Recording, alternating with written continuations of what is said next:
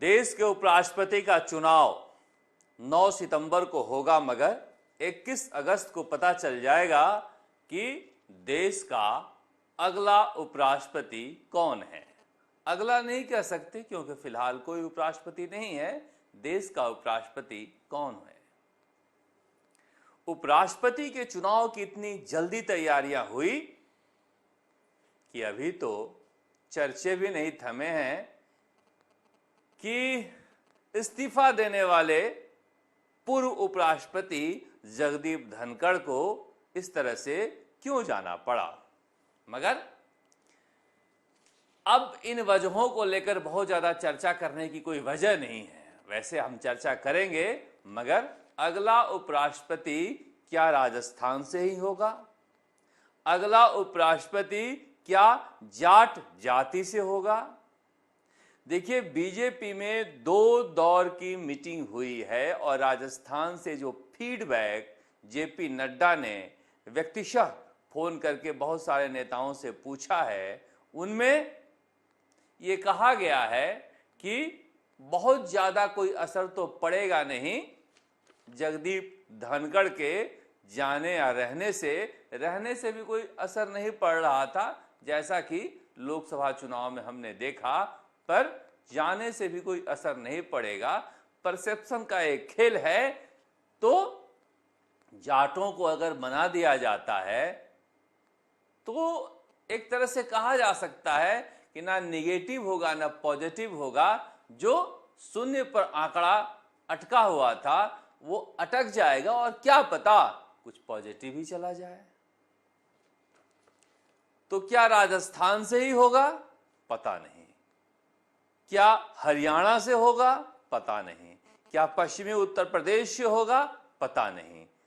लेकिन गंभीर मंथन इस बात को लेकर दिल्ली में हो रहा है कि क्यों ना जगदीप धनखड़ की जगह कोई बीजेपी के मिट्टी में घुटा हुआ जाट नेता चुना जाए, जिसे उपराष्ट्रपति का उम्मीदवार एनडीए की तरफ से बनाया जाए। क्या जाट को उपराष्ट्रपति बनाए जाने से किसान पुत्र बीजेपी की तरफ आ जाएंगे?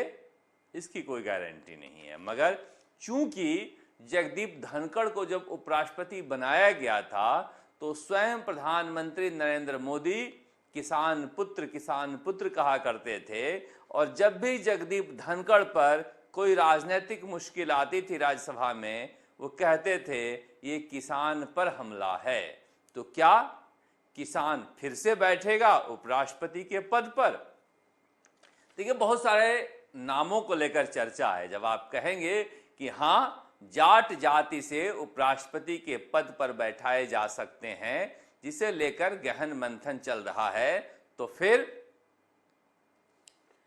नामों को लेकर कयासों का बाजार गर्म हो जाता है, अटकलें लगाए जाने लगती हैं। मगर बीजेपी में जो कार्यशैली रही है प्रधानमंत्री नरेंद्र मोदी या अमित शाह की, अटकलों की बहुत ज्यादा जगह हुआ नहीं करती है। हालांकि इस बार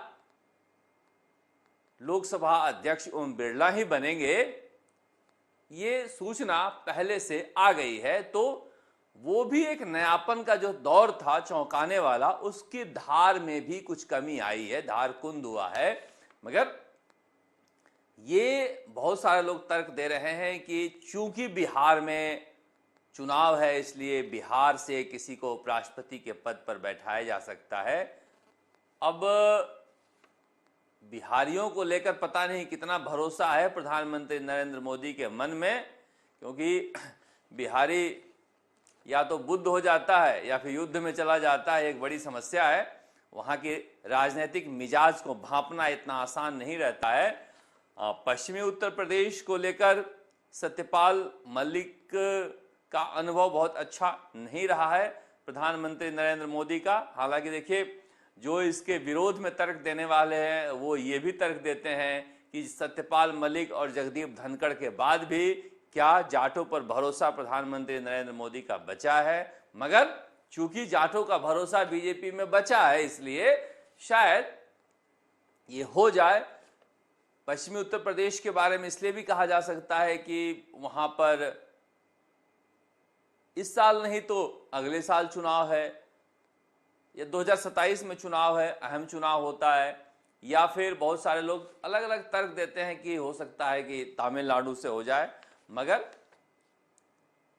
फिलहाल इस बात को लेकर एक धारा यह भी कह रहा है कि वसुंधरा राजे चूंकि मिलकर भी आई थी प्रधानमंत्री नरेंद्र मोदी से, और वो कहकर आई हैं कि राजस्थान में जाट नाराज हैं, बीजेपी से खुश नहीं हैं, और इसका असर बाकी राज्यों पर भी पड़ता है। जाट पॉलिटिक्स को हमें साधना चाहिए। प्रधानमंत्री नरेंद्र मोदी चुनाव के नजरिए से सोचते हैं और कॉम्बिनेशन परम्यूटेशन का ध्यान रखते हैं।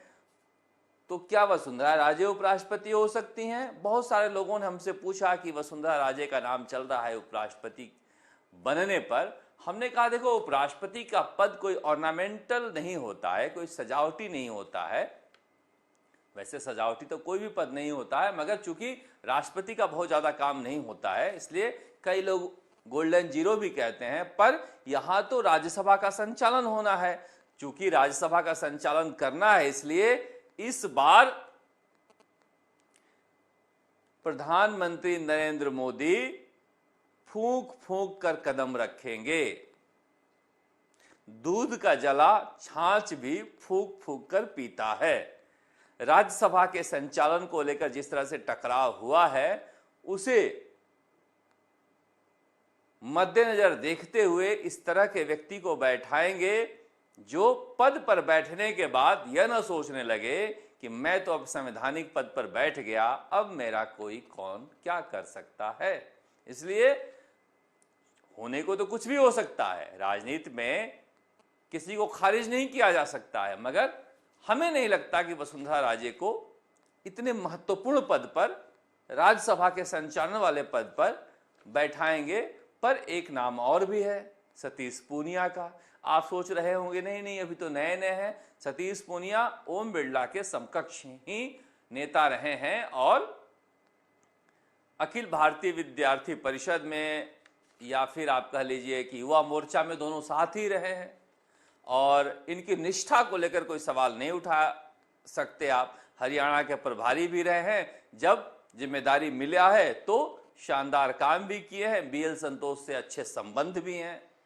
तो कई लोग कह रहे हैं कि सतीश पूनिया का राजस्थान में कोई अब बहुत ज़्यादा लेना देना है नहीं, जब भजन लाल शर्मा यहाँ काम कर रहे हैं तो हो सकता है कि इस लिहाज से सतीश पूनिया का भी नाम लिया जा सके। मगर इन सब के बावजूद अभी ये तय नहीं किया जा सकता कि केवल जाट के नाम पर ही विचार हो रहा है, पर गंभीरता से इस बारे में बीजेपी का केंद्रीय नेतृत्व विचार कर रहा है कि कई जगह जाट नाराज चल रहे हैं, और एक ऐसा पद है जहां पर कम से कम संसद टीवी पर एक जाट चेहरा बीजेपी का नजर आता रहेगा। जगदीप धनखड़ कोई जमीन से जुड़े हुए जाट नेता नहीं थे, लिहाजा बहुत ज्यादा फायदा बीजेपी को नहीं मिल पाया जैसा कि सोचा था बीजेपी ने। पर कोई अच्छा जाट नेता बनता है उपराष्ट्रपति, तो वो बीजेपी के तरफ एक परसेप्शन को तो मोड़ ही सकता है।